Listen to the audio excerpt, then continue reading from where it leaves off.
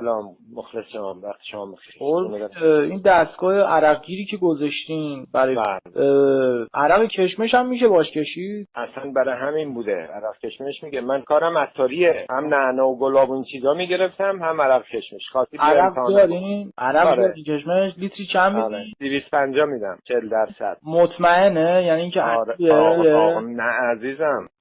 آره بخوری فرقش میفهمی با عرقای دیگر رو. شما کجایین؟ من چجوری کارش اسلام شهرم. اسلام شهر؟ کجا اسلام شهر؟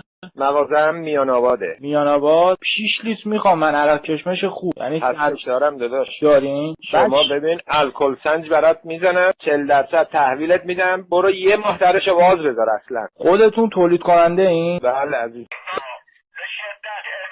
خب شما عرق کشمش میفروشین. خب چند لیتر میدین؟ ببین عرق کشمش من شغلم این نیست که عرق کشم، من مغازه دارم. منتها اینم در کنارش مثلا یه وقتی لازم میشه یه دارویی را توی گیاه توی عرق الکل به اصطلاح بخوابونی. آها یعنی عرق ندارین؟ نه آقا